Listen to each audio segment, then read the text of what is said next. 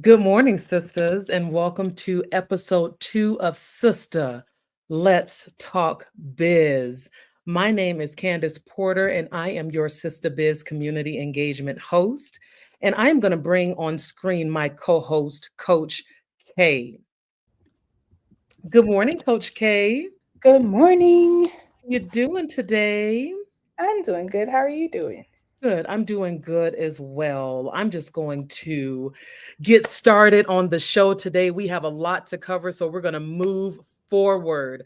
Just in case you are new here, Sistah, Let's Talk Biz Live is a show where we give Black women founders real talk, real strategies, and real support to build, scale, and secure the bag. All righty. This season, we are focused on the Black Woman Founders Roadmap to surviving 2025. We know that there's a lot going on, and Coach K thought it would be best to serve our community by finding out ways how we're going to navigate this season. So, the new administration is making major moves. We already know that. So, we are here to make sure that we are staying ready. All right. Today is episode 2 of 8, and we're diving into how to future proof our businesses against tariffs, trade wars, and chain disruptions. Excuse me. So, ladies, if you are a product based business, this is your episode. We have two amazing coaches that are going to be joining us today, but I can't get too into that because let me pace myself. Let me just pace myself. So before we begin, I'm excited. I'm excited. I really am because this topic today is something that I'm not familiar with. So I really feel like this is going to be an educational moment for me, Coach K. Okay. Um, so before we begin, make sure, ladies, that you subscribe to our YouTube channel so that you don't miss an episode. Make sure your notifications are on. Join our Sistahbiz Facebook community to catch the replays and to connect with other powerhouse sisters. Listen, if you have not been in the Facebook group, it is on and simply popping, right, Coach K? It's pretty hot in there. It is. And but make sure that you stick with us until the end because we're going to reveal a new surprise that you want to take advantage of in the month of February, this month. So let's get into it. Coach K. This is where we transition into the next part of the episode, and that is sis. Did you hear? Okay, this is what I know. Y'all, Wait. Say it again. What's the name of the segment? yes. Did you hear? Because there is so much that's going on in the news all the time, and we want to stay current with all the current happenings, right? So, Coach K, we discussed a little bit last week. And can you give us just a quick rundown of the dirty and all the changes that's happening right now? Not too deep now, but just catch the folks up who may have been offline that day. Okay. So as you know, this series is inspired by the new leadership in our country, the if that's what we want to call it. I'm sorry. I'm gonna be throwing them little jabs at when I can. Please do. I'm here for it. But this series was inspired by our desire to get folks ready. So I think it would be helpful to just kind of give a rundown of some of the things because there's stuff happening every single day. And I know a lot of sisters are like protecting their peace and really not on social media trying to make sure that they don't get too tied up in stuff. So I would just, for those folks who are not as tuned in, let me just give you the quick rundown of what has already happened, and we only on February 18th. Leadership has issued a flurry of executive orders that are rolling back DEI initiatives, and he's withdrawn from major global trade organizations, starting all kinds of fights across the world, frozen federal funding, fired thousands of civil servants, withheld and placed conditions on wildfire relief for the folks in California who were impacted by the wildfire, creating all sorts of conflicts with key trade allies. And he has launched an aggressive national sweep of ICE raids. Corporations, as a result, are withdrawing their DEI initiatives. Government agencies are firing DEI employees and ending programs. The Black and Latinx community are boycotting and speaking out in a variety of ways. And so the first 100 days of this administration is really shaping up to be a whirlwind. A whirlwind indeed. Absolutely. And so, Coach K, just to kind of move on and talk more about this whirlwind, I just want to play a little bit of a clip. So are we all right with just calling him DT? Because I don't think that we should be like out here just like saying his name over and over again. So we just gonna say DT. Doesn't feel good to the spirit. It doesn't feel good to the spirit. So let me just put on a little bit of a clip for you, just to let you know what has been going on this week in the administration.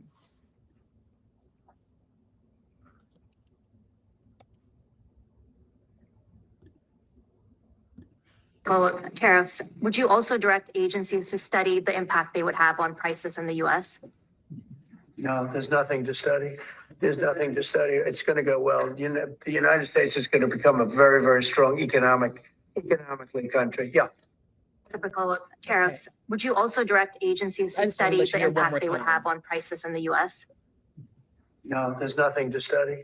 There's nothing to study. It's going to go well. You know, the United States is going to become a very, very strong economically country. Yeah.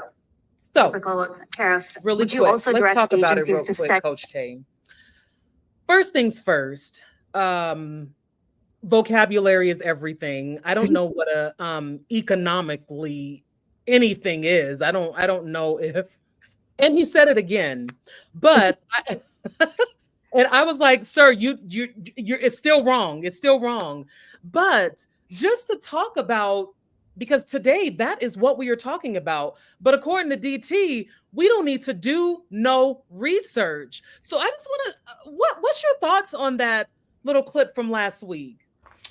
Well, I mean, I'm not really going to give my thoughts on anything he says and does, because that's a whole nother energy you got to bring in. But what I do want to say, that my thoughts are this. It's clear that Black women founders need to really think about having their ducks in a row in their business so that they can respond to any sorts of unexpected changes in policy, any sorts of unexpected changes in the supply chain, and any sort of impacts that come from the DEI rollbacks. And so I think I want people to not be freaked out from the business standpoint and the impact on their business by what's happening, and just know that you've got to double down and get your ducks in a row in terms of things you should be doing to stabilize your business and get it through this time. Yeah, absolutely. Yeah, that's good, Coach K, because I feel like right now we're just being told anything, and whatever comes to mind just comes out, and we can't even roll like that. So I am glad for a conversation such as the one that we're going to have today, where we're going to be talking about tariffs and taxes and trade wars and the economic shakeups. We're doing all of that today. So I just wanted to take the time to introduce who we're going to be talking to today. Is that all right? Mm-hmm. Okay, perfect. So again, today we're talking about future-proofing your business, tariffs, trade wars, and supply chain survival.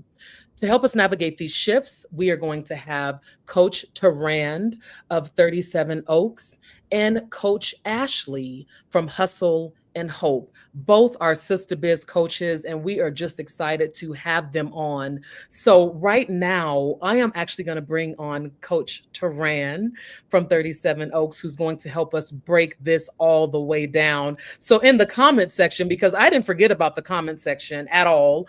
Hi, ladies. What's up, Bianca, Kalia? Thank you so much for joining us. Y'all make some noise in the chat as I bring on Tarand Smith. Good morning, ladies. Good morning. Hey, bestie. Hello. I'm How are excited. you doing today? I'm awesome. I'm amazing. I am excited to talk about how we're going to navigate what's going on these days. Yes, Give all the absolutely. knowledge and support wherever I can to help our business owners do that. Absolutely. Now, to get this discussion started, Coach K, I just have a quick question for you. Let's start with the big picture. What key policies should Black women founders be paying attention to right now? So the two big kind of main things are any policies around tariffs. Like they have a tariff related exemption that they're possibly going to pose. They may introduce tariffs with China, Mexico, and Canada, the three countries that have come up a lot. And so essentially, the bottom line around the tariff policies is that they could mean higher import costs and possibly some longer customs delays. And so shipping delays and higher pricing is what it could turn into for small business owners, something to look at. And like he said in the video, he wasn't really giving any information. We don't know what's going to happen yet. And so we have to see if it plays out. But the smart thing to do would be to just prepare for those types of experiences. And then in the DEI rollback, basically, the biggest impact we're seeing right now are government agencies and programs and funding are being halted, and then corporate DEI programs that help Black-owned brands land shelf space are pulling back those initiatives.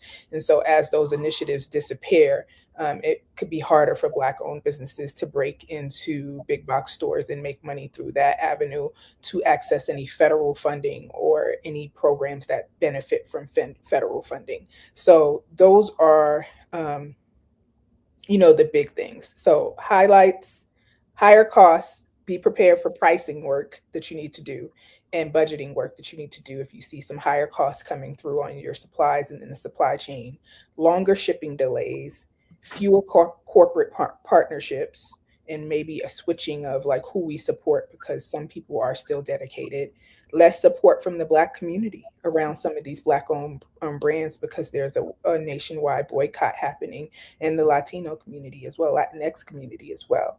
And so a lot of them are migrating their dollars directly to the websites of the businesses. And so these are some of the changes we're seeing. Yeah, absolutely, Coach K. Like it's a lot going on, right? So to Rand, I am really happy to hear about how you're going to walk us through the rest of this and what this looks like moving forward. So let's talk about sourcing. What should founders be doing to protect their supply chains?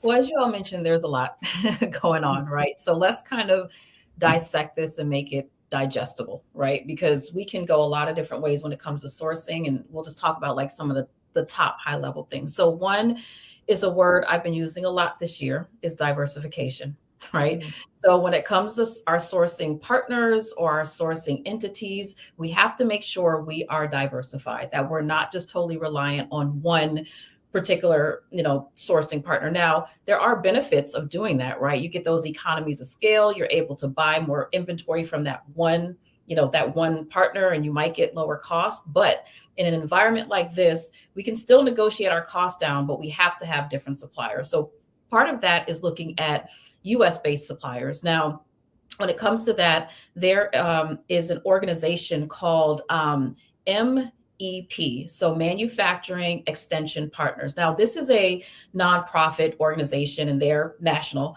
but they have departments, call it in each state. And that's a good kind of resource to go to find your local or your statewide departments who can help you at least understand what are some sourcing partners within that state, right? Now, they may not have your exact materials that you need, but it's a good place to start. So try to find some local materials, partners that you can easily source product with because there's no tariff issues related to that, right? At least if they're not importing materials. Right. That's a conversation. But the point is, at least you'll have a national partner or someone here. But then the other side of it is, yes, we are facing the tariffs through certain cities that are, or through certain countries that Coach K mentioned, but not every country has tariffs applied to it, right? So when you're looking at diversifying, there may be some other countries or some other sources where you can still get products and materials at the rates that you need it to be, and they're not being impacted by tariffs. So just kind of consider that, because it's all a part of diversification. At this point, we are going everywhere. We're figuring out everything. And the important part of this is just explore. Right. You don't have to sign contracts or anything, but you want to do that exploration now when you don't need them versus when you do need them, then you're rushing to find these partners and you won't have the right time to do your due diligence. So really look up with that. And then the other part of this, and it's kind of related to diversification, is just having a backup vendor list, period. Right. So you do not, like we said, want to be solely concentrated into one. You probably want to have about 2 to 3 different backup vendors, because when it comes to these times, we want to make sure that we're considering a few things. Number one, cost, right? We want to get the best cost possible. So having some backups for that in case costs go up on this one, we have this one to fall back on. You also have availability, right? So product may not always be available from one for whatever reason. So we want to have a backup for that. And then also lead time, right? You might have a really good sourcing partner, but it takes them 3 months to get you the products. It's like, no, we need to have a backup for something a little bit, less lead time. So when it comes to diversifying your partner base, that is absolutely 100% critical. We have to do that now. So that's one of the first things. Anything you want me to click on for that? Or I'm interested, like, you may or may not know, or this may come top of mind or not, but I want to know, like, are there any, because we tend to talk about China, Mexico, in terms of supply chain, because that's, where a lot of the good deals are. But have you done any sourcing in other countries that folks might want to take a look at? Or do you know of any other places where you generally see a lot of product-based supply chain traffic happening? Yeah, that's a good question. So the reason why China and Mexico came up are because they tend to be our largest partners. So that's where a lot of us tend to source products. But a lot of it is also going to be dependent on the category, right? There could be certain, let's say, clothing, right, that comes from Indonesia, or so it could really be dependent on the different category. So I would say definitely check with like I mentioned, MEP. That's a good place to at least start, at least domestically. And sometimes they do have partners or understanding of the market for that particular category in other countries, right? So it is a lot of research when it comes to finding the right sourcing partners. I wish there was just one list that everyone could go to and everything's clean cut, but unfortunately it's not. So it does take a little bit of pulling back the onion. But if you also go to some of these trade shows for your categories, like these industry trade shows, you'll come across suppliers and vendors that want to sell your products even from other countries. So that's another resource to tap into.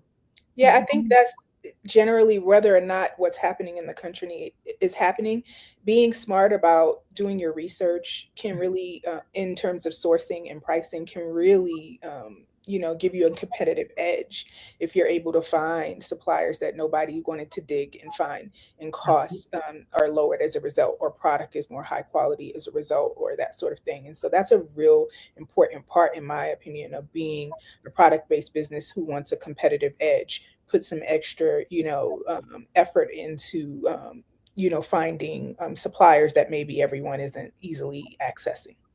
Totally agree.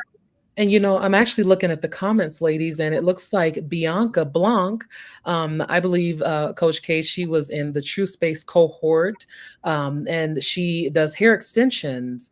And it looks like she said that she had a shipping delay from India. So I wouldn't have even thought of India as being like, one of those places, because like you said, Coach K, I'm thinking about my glasses. I'm thinking about, hold on, wait, like those glasses come from China.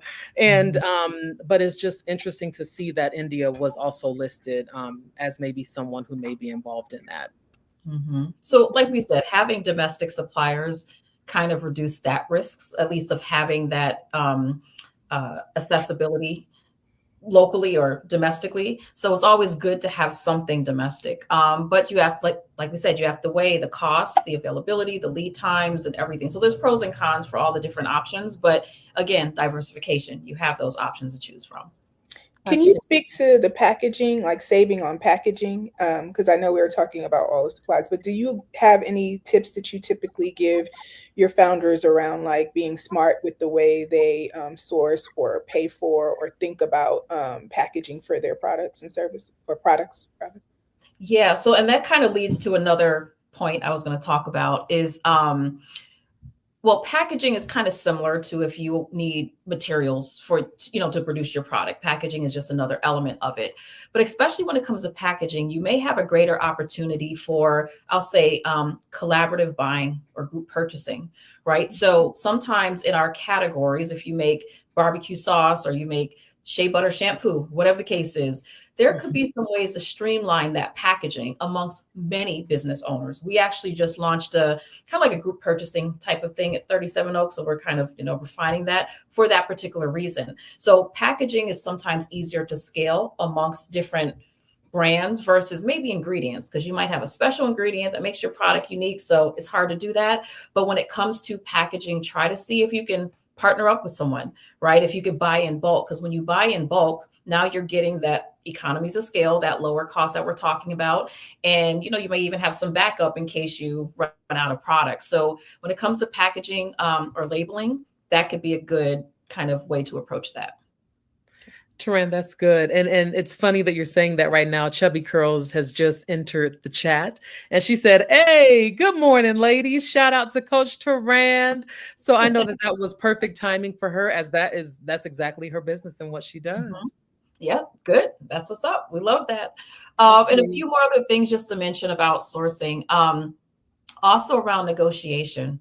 This is also another core fundamental practice, like Coach K says.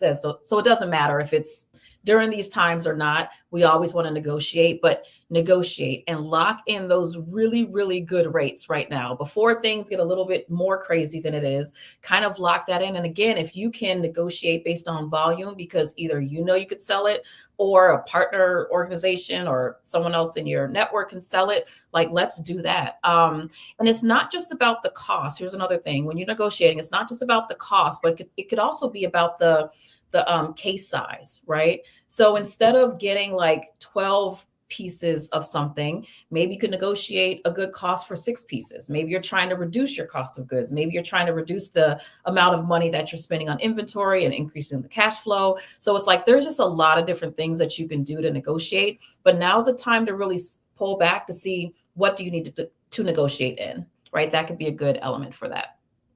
Absolutely. I love that. And I like to go back and forth in the comments because I want our viewers to know that we see them. And so Chubby Curl said, "Yep, in fact, I had to cut ties with SKS Packaging. Their shipping costs are like 100 to 125% of order cost. Completely disrespectful," is what she said. Yeah, unfortunately, that's not uncommon. Unfortunately. But like we said, diversify, research, find these different, because there's a lot of options out there. We just have to find them, right? So once you're able to find them and you have those backups, it really helps you plan your business accordingly. Yeah. And then also, like, maybe some other alternative methods, like the type of material that's used or anything like that. Did you want to speak on that? Yes, absolutely. So this is a good time to look at your product assortment and see how you can value engineer, right? Mm-hmm. So instead of having, let's say, a glass bottle, can it be a plastic bottle? Now, you don't want to degrade your brand, right? We don't want to have anything that's not representative of your brand and the value to the market and your unique positioning. We don't want to mess with that. But sometimes there's opportunities to look at a different material or look at a different design. And it may have some cost benefits to it. So it's never a bad time to do this. This is, again, another good business principle. And you always want to keep in mind, how can you value engineer without compromising anything else? But still, because of the times, this is a good time to spend time on that and really dissect what that looks like for your business. Wow. Coach K, anything you want to say, you want to add to this? No, I just want to reinforce the fact that most of the tips and things that we're going to give today are really practices you should have in place all the time. They're contingency. It's about contingency planning. It's about risk mitigation and making sure that you have things in place for when a supplier is going to close, these are things that can happen in a business at any time, not just this year, not just because of a change in the federal administration. It can happen at any time. The economy, the market can throw these curveballs at you at any time. And these are the sorts of things you want to get used to doing and having in place, and constantly be reevaluating these things each year so that you can continue to stay ready for whatever comes your way as a business owner. If you stay ready, you don't have to get ready, right? Listen, it's the word. One more thing I just want to tie in here is that, and I know that Sistahbiz in general as an organization does a great job of this, but specifically for product-based businesses, keep your finger on the pulse of what is going on in the business world. Whether you read articles, whether you listen to podcasts, whether you watch the news, then there's a lot of news out there, however you want to call it, but just keep your finger on the pulse because things are changing so fast. And one of the benefits of being an entrepreneur is we can change faster than the big guys. So we have to be very nimble right now because I don't think any of us could predict what's going to happen in the next week, let alone 2 months. So we have to really be aware of what's going on in our specific industries or categories. Yeah, absolutely. Coach Turan, this has been amazing. The comments are flooded with just their experiences and how they can relate. And I really do thank you for just your expertise and just giving us, giving the product-based businesses what they need right now to survive these times. Coach K, did you want to say anything before we let Ms. Turan go? No, I just want to shout out Coach Turan and let folks know that if you want we give away 1 complimentary coaching session with Coach Turan. If you go to the Sistahbiz website and go to the coaching page, you can book a call with her and have a discussion about your game plan for 2025, staying ready. So make sure you do that if you want a call. If you have already had a coaching session with her, we still can arrange for you to have paid services. So reach out. Awesome. Absolutely. Well, Coach Turan, thank you so much for your time. Have a beautiful rest of your day. And thank you so much for your wisdom and expertise today. Awesome. Thank you so much for having me. Always good to be here. Absolutely. Bye. All right. Ooh, that was good, y'all. And I see my product-based businesses are in the chat. They are in the room. So I really hope that you ladies take advantage of that free coaching call because, listen, this is the stuff that we need to do right now, and this is what we need to learn, and we need guidance, right? So we're not even finished. We still got another coach that is in the green room, okay, waiting to come in, and that is Coach Ashley from Hustle and Hope. And I am just excited to bring her on. So ladies in the chat, if we can make some noise for Coach Ashley, one of our Sistahbiz coaches. What's up, Coach Ashley? Hey, how y'all living? I was in the green room in the whatever we call it. I was like, oh, yes, Turan, preach, girl, preach.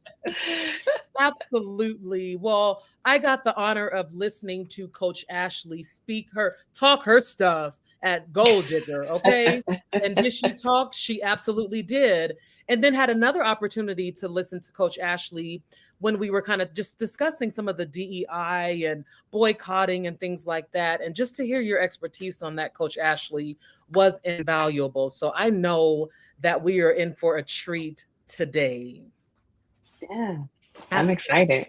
Absolutely. So I'm going to get started with the question if you are ready. Oh, I stay ready. What we just said? Stay ready so you don't have to get ready. That's the word. So what are the top moves product-based businesses should be making right now? Yeah, so, Turan touched on a little bit of this, but I think a lot of people right now are really in a tizzy, right? They're thinking about ordering more inventory so they can save on costs. They are thinking about the tariffs. And it's just like, I want to remind people, don't go there. Mm-hmm. Like, if ever there was a time to run your numbers, it is now. Too often we are not paying attention to exactly how much it costs, right? To ideate, right? Create and then sell your product. And so this is what we call the COGS, which stands for cost of goods sold. And how quickly our inventory sells and how quickly it's replaced. So that's what we call inventory turnover. So it's not enough to say, oh yeah, I have, 100 units of inventory. Okay, but if you have 100 units and you've only sold 5, we might have a problem there, right? And then lastly, how much profit do you have after your expenses? So we call that margin. And then keeping a close eye on those numbers really helps you kind of predict the future costs and make some smart pricing decisions before any of those, like what we're talking about, like unexpected expenses eat into your profit. Listen, I'm already like, here you go. I know you're about to get us all the way together. So when you just took a little bit of a breath, I was like, here we are. Yes. So the two biggies are to know your numbers. I know Coach K is always talking about know your numbers, and we got a whole dashboard that people can. If you are a member, you should be entering those numbers. We've got a whole dashboard for you to enter those numbers. So know your numbers and protect your margins. So underneath that is really understanding your cost of goods sold. Like we talked about your inventory turnover. So my example is we just talked about having the 100 units that we ordered, right? So if you still have that 100 units from 2 years ago, don't order nothing else. Sis, like you need to figure out why your inventory is not moving. Okay. You are still sitting on 100 units of something that you bought 2 years ago. Is it the design? Is it the packaging? Is it the price? Are you messaging to the wrong people? Is your business model tight? I mean, these are all of the foundations that we talk about. And I know it's going to sound like I'm trying to sell y'all on work groups and all of that, but I swear, like, this is what we talk about in our work groups, right? Is really understanding how to target, how to message, and really bring together your business because it affects literally your bottom line. So, sorry, Coach K, you got something?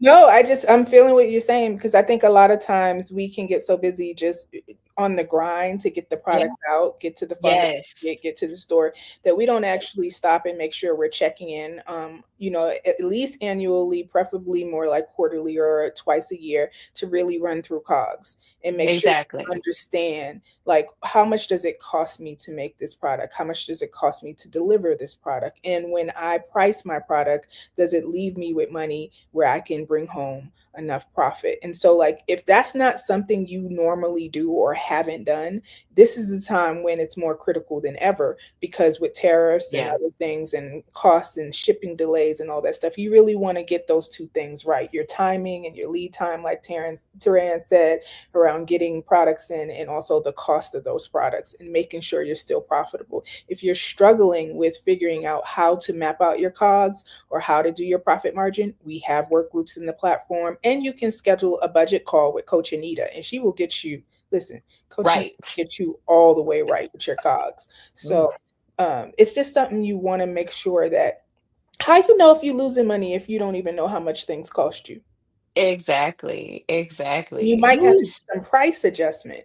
You might have to change prices with the changes that are coming down the pipeline. And knowing the costs and knowing your COGS and knowing your inventory is going to support you in making better pricing adjustments. Exactly. So the other thing I want to mention as it relates to the inventory piece is making sure that, okay, now that you've done this analysis, are you trying to move this inventory at the same price? Or are you just like, I need to sell something and make some money and get this off of my shelf? If that is the case, then do not be afraid to run a promotion, run a sale, so that you can get this inventory off of your counters, right? And the reason why I say that is going to sound like, oh, I don't want to discount my product because I spent money on that inventory. That's what we call a sunk cost. It's gone. You spent it already. You spent the money to get the inventory and 2 tax returns ago, right? So it doesn't even matter. It doesn't matter. Right now, what you are trying to do is make sure your P&L has some money and inventory is going out. That's it. So after that, we want to tighten up those expenses. Now, I know know this gonna be hard. And I know, listen, we got Coach Anita, y'all can go talk to her. Yeah. Don't shoot the messenger, but y'all gotta tighten up these expenses. You need to cut out these unnecessary subscriptions. You need to be negotiating some bulk discounts, as Taran said, reviewing those packaging costs. And I know a lot of y'all who use QuickBooks, maybe even Wave Accounting. Y'all know that little line item that's like memberships and subscriptions. I know that's about 70% of everybody's P&L. Do you need Canva and Placeit and Adobe? And you don't need all that. I mean, you are not a graphic designer. Unless you are a graphic designer, sis, stop it. Stop it. Figure out 1 to 2 little design platforms that you need, and then that's it. And I know I'm joking, but it's in real. all seriousness, it adds up. I mean, one time I was looking at this thing and I got the intro deal, right? It was like $29 for the first year. Then after that, it was like $179. And I was like, oh, wow. And every single month, if you got $179 times 10, that's a lot of money. That could be spent towards advertising, right? Yeah. And lastly, I'm sorry. I was just going to say that coming up in March, it's funny that you're saying this because we're going to get into cleaning up our businesses in March. So you're talking right. Okay, spring clean. Yes, you are right. We spring cleaning. And I love that you're talking about this because all of that is included in what we're doing next month at Sistahbiz. Yeah, I love that. Yeah. And y'all are really dope about doing stuff like that too. And I really encourage people to sign up. I know it may sound tedious and it's not work that you want to do, but it's work that you have to do. It's work that you have to do it. Like you have to listen to Coach Ashley and really sit down and do it. And you don't want to do it. And I'm not someone who enjoys working on, like I love revenue growth work. I'm not really someone who enjoys expense cutting work or money leaks work. You got to find those leaks and those money and tighten up those margins so that if things come down the pipeline where you start to have to spend more or you get taxed more, you have already identified and lowered your costs. And if nothing comes down the pipeline, great, you got more money to take home. There's nothing hurtful, like there's no harm that can come from tightening up your margins now. Yes. Getting ready from that now. Yes, I agree. Now, Coach Ashley, do you mind if I shift a little bit? Because I talk a little bit about marketing. Let's talk about it. So how can founders protect revenue in uncertain times like what we're currently in right now? Yeah, I mean, I think these times are unprecedented for sure, but it's also a pattern, right? History has shown us that there's always going to be a point in time where something is tumultuous. And that is exactly where we are right now. And so more than anything, I think it's important for us to understand the power of owning our audiences. And I know you will hear people say this a million times, own your list. Instagram can go down any day now, like blah, blah, blah. And it's true. We all have seen Instagram go down. We all have seen the craziness that's over there on that 1-letter platform, which we're not gonna mention, and all the other and TikTok, like we just lost TikTok for a little bit. Lost TikTok for a little bit, right? And like everybody was in a frenzy, but you know who wasn't in a frenzy? This chick right here. I was like, and the reason why is because I have taken some time, albeit not enough, but I've taken a lot of time to cultivate my email list, to cultivate my just general in-person list of people to call on, my customers, talking to them, emailing them, texting them, right? And so I really want everyone to start thinking about prioritizing their websites over these third-party platforms. Make sure your site is fast and mobile friendly and optimized for conversions. If you are thinking about getting a website developed, make sure that it is mobile responsive. Like, fun fact, over 76% of US adults actually shop via their mobile phone versus desktop. 76%. Okay. So if you are a product-based business, I'm just going to give you one really quick tip. You can write this down.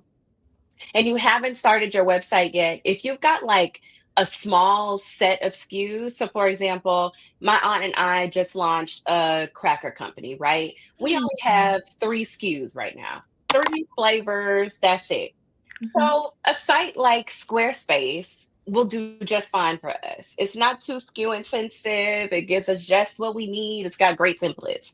If you are a SKU intensive business like Hustle and Hope is, where you got like over 160 items, a SKU is a product, by the way. It's like an item that you get. Thank you for that.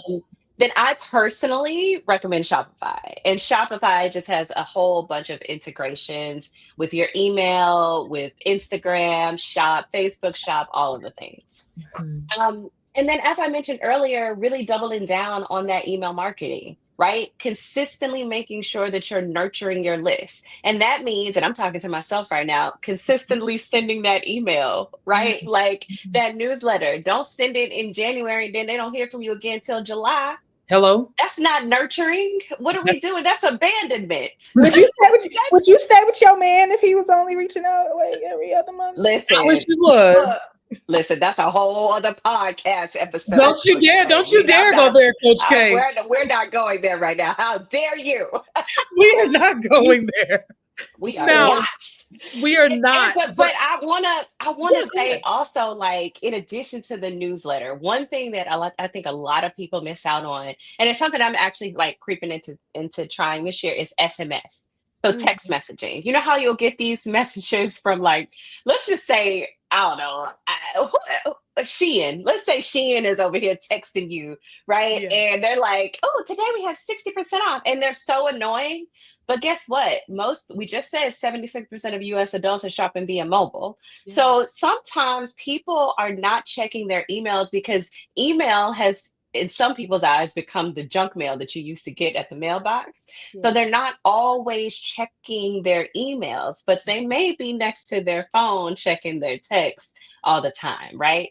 That's I think what helps you get out of the junk pile is making sure your text messages are helpful or engaging or offering some really great promotion and making people feel special versus making them feel like they're just a number.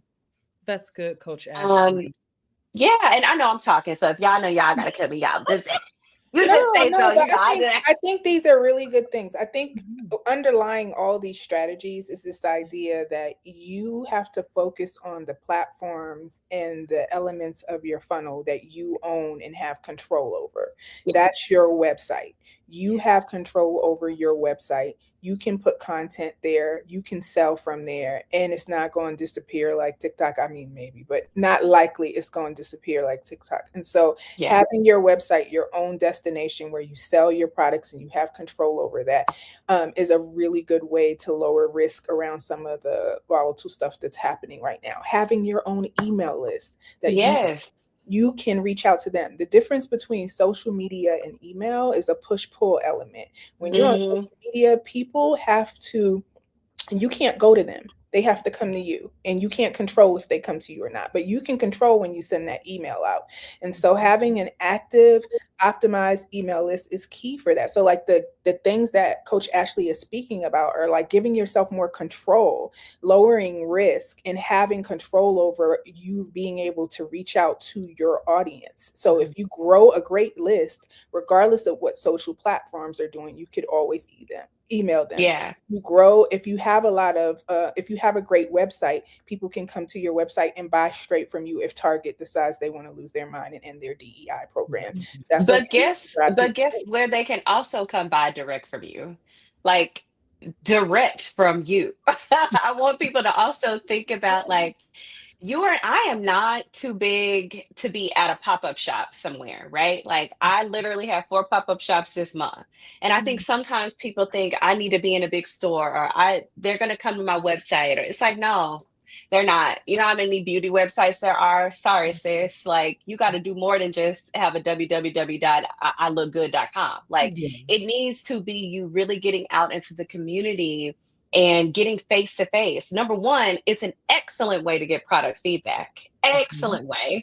Number two, you really get to understand the cadence in which people buy, the types of things they buy when they're at these pop-up shops. So remember, we were just talking about inventory and checking to see what's working and what's not. When you're at the pop-up shops, you don't have to wait for a whole analytics report. You can see I sold 5 notebooks and 1 pen. So that should tell you next time, come with 10 notebooks and less on the pens, right? Yep. So it's all about observation and making sure that you're getting into the faces of your community. Do not be afraid to go outside to sell, in addition to your newsletter, in addition to text messaging, in addition to your website. Yes, absolutely. Podcasts, speaking, public speaking, going to events, booths, podcasts, speaking, panels, events, conferences. These are places to keep your brand front and center. But I want to touch on a word that has come up from Coach Ashley, has come up from myself, has even come up from Taran to some degree. And this is this word of like optimization. And I want to explain what that means so you can kind of know why we keep saying it. Because you can have a website, and if your website is not working, the checkout process is janky. The website is not easy to navigate. Your call to action buttons aren't clear. Your product descriptions are whack. That is not an optimized website. You want to optimize your website, and that means you want to make all the changes to the website that you need to make sure that there is a smooth, effective experience that drives conversions. And so even if you have a website, there's probably 1,000 little things you can do to optimize it. And small changes have great results. Like if you go through and you add something as simple as adding the credit card logos, the badges, the sales page actually makes a difference in conversion numbers. So there's a whole list of things you can do to convert your website, to convert your email, to convert your social media. So optimization is the key. You might have these things up, but are they up in a way that they're fully effective in getting you as many conversions as possible? That's usually where the work is.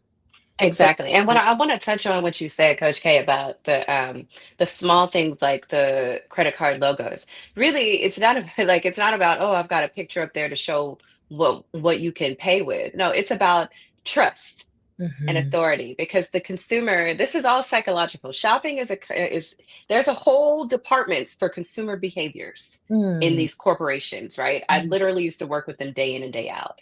And it in your brain, when you go to shop, it's like, oh, I want to make sure this is trusted. Oh, they accept MasterCard. Well, MasterCard wouldn't be allowing them to if they weren't legit, right? So it's like, those are the types of signals that you're sending to someone, making sure that your images are not blurry. It may not sound like it's a big deal, but again, trust, credibility, right? Like you are building a digital reputation.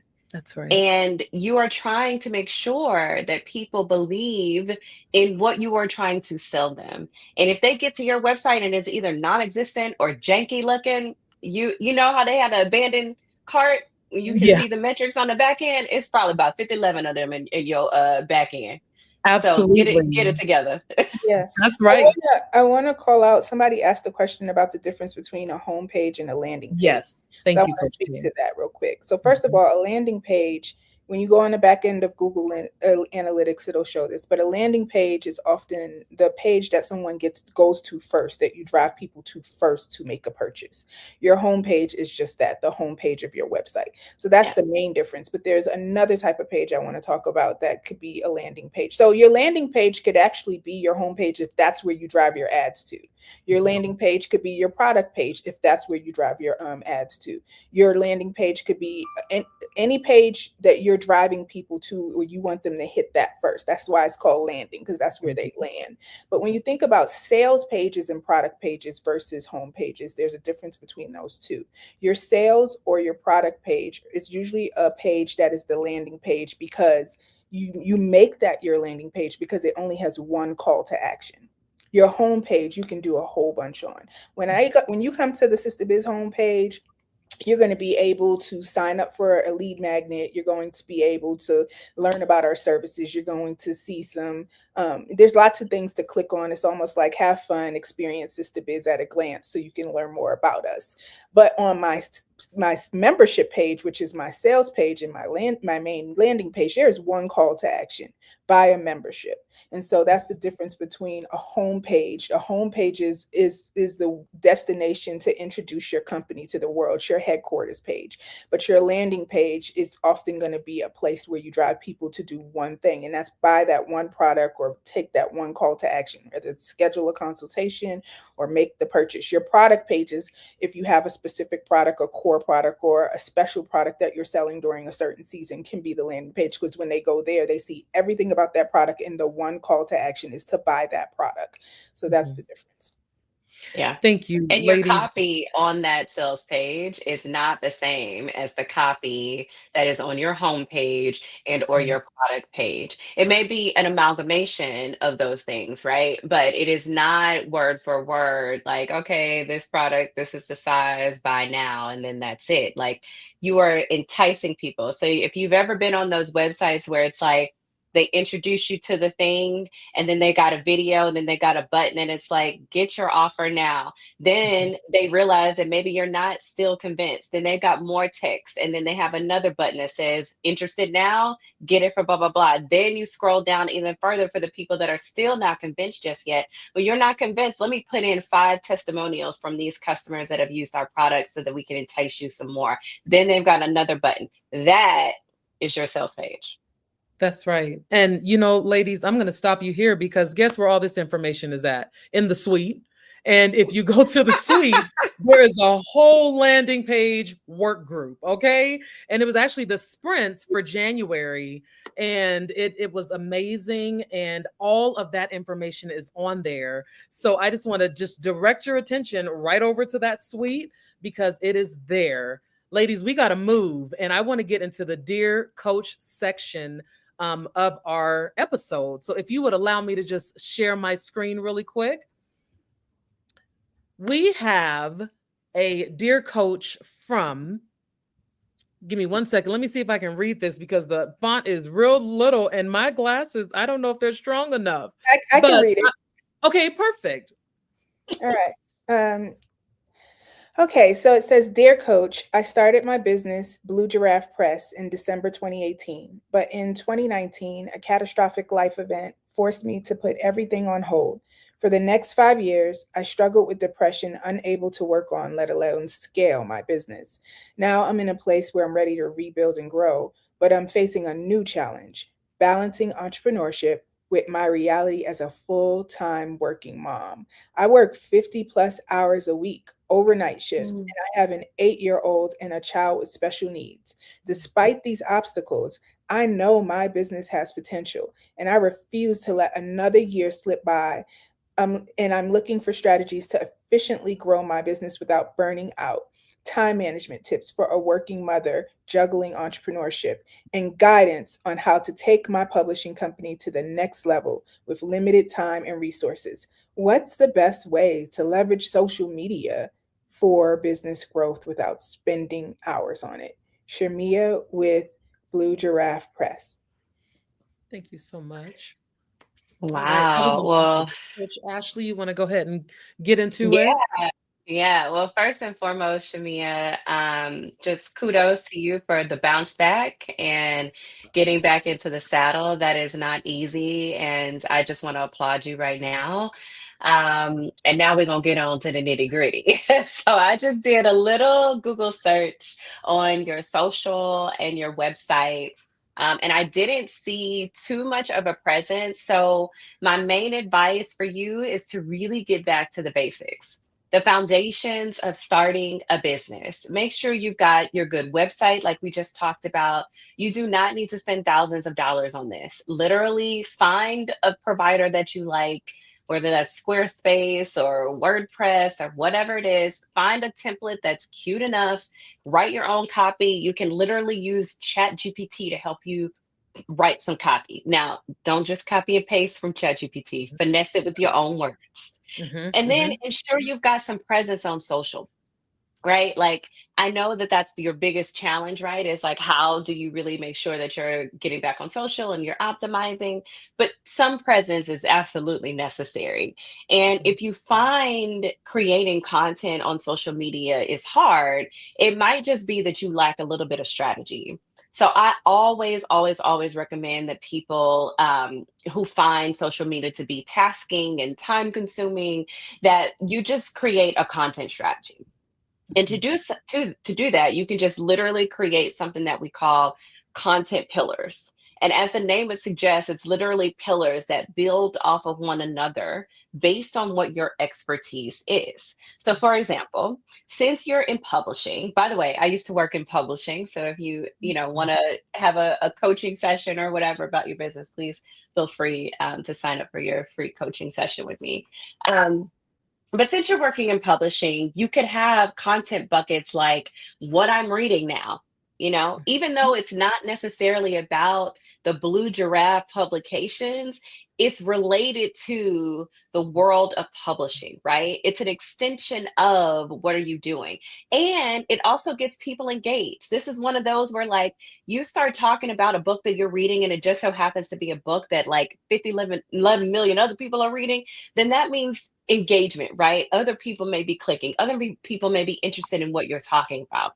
The next thing is tips on how to write your first book, how to write the first page, right? The next bucket you could do is Q&A from real authors. So all of your authors that you're working with, you could literally have a weekly or monthly series where you just do a quick Q&A with them on what it's like to be an author. And then lastly, another example could be some behind the scenes at a publishing company, right? Especially one that's a startup. Like people love to see the grind. It's something about it. Like we love an underdog. We love to see like all the things that you're working on. So I think like those are some things that could get you started in terms of building some content pillars. That's so good. Absolutely, Coach Ashley. Thank you so much for that. Coach K, would you like to add on to anything with that? Yeah, so in listening and reading her letter, first I just want to encourage you to get your mind right with the fact that it's going to take you a little longer because you have less time. You're working 50 hours a week, you have 2 children. And so just get your mind right with not trying to do this overnight. Like, and just decide and find the time, the dedicated time that you can consistently use to build the business out every week.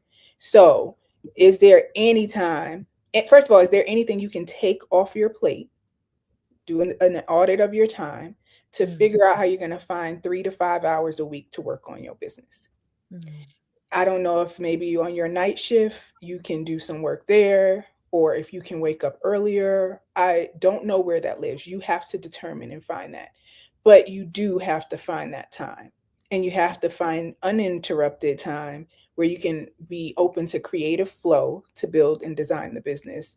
And you have to be committed to making sure you don't let anything compromise that time. So I would say first, just do that work. That sounds like that's going to be some hard work for you. So do that work first of determining where's this 3 to 5 hours a week going to live, and then build a 3 to 5 hour a week work plan for your business. And map it out so that like I'm putting 3 to 5 hours to use every week and it's getting me somewhere. And I know it's going to take longer, but I'm on a path and a roadmap that's well defined in how I use my 3 to 5 hours every week. So I would say that. Secondly, before you get to social media, KSW said it in the comments, social media is top of funnel usually, unless you have a store. But it's top of funnel, meaning it's supposed to be the thing that you use to drive people to your website, to drive people to your email list. So if your website is not up and on fleek, and I didn't see one, so I think that's where you need to do some work. You want to get started there and make sure your website is fire, that when you do get that traffic driven to your website, there's a website there that's capturing emails, that's getting people engaged with you, that's leading them to whatever conversion it is that you have for them with your company. And so you want to invest the time in building out that, but you need to know who your customer is. You need to have a fire packaged product or service, and you need to have a complete, strong brand identity before you can do any of this. So social media is not where you start. It is almost one of the last things you do. you get all the other things in place so that things run more smoothly. And so, but when you do get to content creation, make sure it's evergreen. And that just means that you create content that is relevant a year later, so you can recycle it. You can use it over and over. The topics you talk about, make sure it's automated. So you create content automations that you can send out in an automated fashion. Make sure it's batched, meaning when you do create content, you create it in batches. So you take a half day to create a bunch of blogs for the rest of the year, then you ain't got to deal with it. And these are things that can help you save time. That's so good, Coach Kate and Coach Ashley. I just hear your heart, both of your hearts, and what the feedback that you're giving. And it's so practical and just so tangible. And I just wanted to let the audience know why Dear Coach is so important and why it's an important part of the show is because this is where we get real about the challenges of Black women founders that we face and tap into the wisdom of the powerhouses, the Sistahbiz coaches, Sistahbiz coaches. I don't know why I said sister, like I ain't a part of the crew. So this is where we get, but this is where we come to let you know that we see you, that we hear you, and that the expertise that will be used from the coaches will be good. It'll be solid and practical, something that you can take and really use for yourself. So sisters, we got to get out of here. Y'all, listen, we got to get out of here. And, but this has just been so good. And before we wrap up, I just want to do a quick little recap. Policy shifts are happening fast. Stay informed and be proactive. Know your numbers. This is what Coach K tells us all the time. Don't be coming to me with no raggedy numbers or non-existent numbers. Know them. Tight margins and smart pricing are key. Protect your supply chain, diversify your sourcing and secure backup vendors. That's what Coach Turan told us. And own your audience, strengthen your website, email marketing, and community engagement. So it would be super helpful if you can drop your biggest takeaways in the comments because we want to hear from you. But before you go, I have a major announcement for our Sistahbiz communities.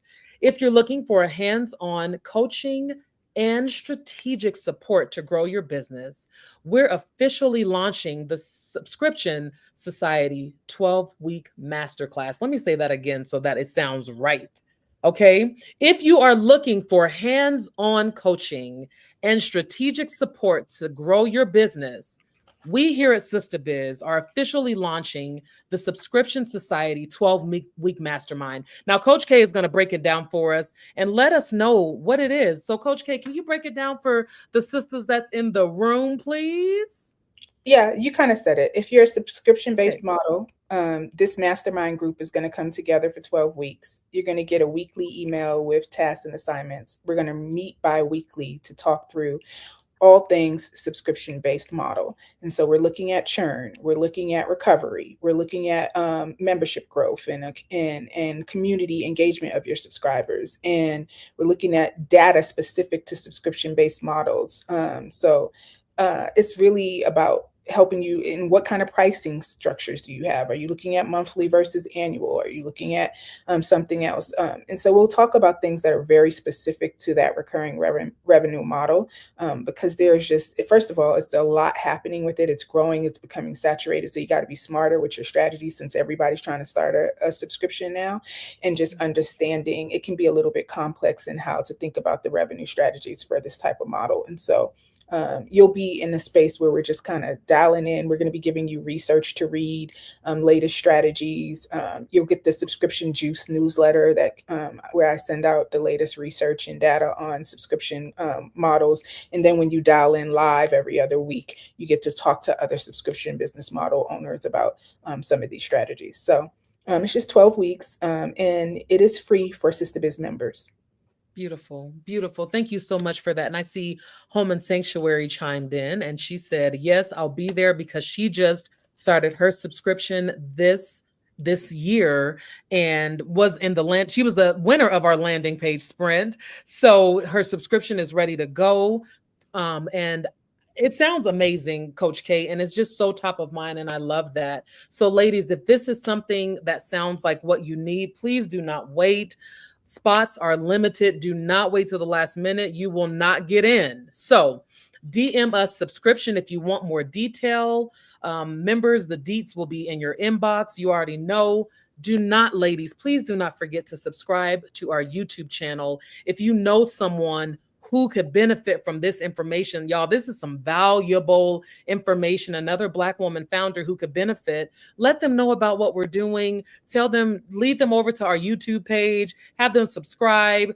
And last but not least, join our Sistahbiz Facebook community. Y'all, I've said it before, it is popping over there, okay? You know how when you go to the beach and it feels like the breeze is going and you just hanging out? That's exactly how it feels over there. But you're also getting what you need. You're getting fed and you're getting the resources and tools that you need. Ladies, we're going to be back next Tuesday for episode 3, where Kalia Sanders Wright and Coach Ellie will be talking to us about marketing in the madness, cutting through the noise and driving sales. So same time, same place. Before I get out of here, Coach Ashley, Coach K, do you have anything else that you would like to say? Just stay encouraged and know that regardless of what's going on in the world and coming down the pipeline around these policies, you can build a business in a down economy. People do it all the time. In fact, some people benefit from and get more sales during periods like that. And small businesses, micro businesses, your numbers are so small compared to a big monster company that you can reach those goals. The market is out there and you can do it, and you just got to stay ready. That's I right, just want to say thank you for having me. This was great. Coach Ashley, thank you so much for being here. And ladies, until next time, have a great day. Bye. Bye, everyone. Oh, Coach Ashley got out of here.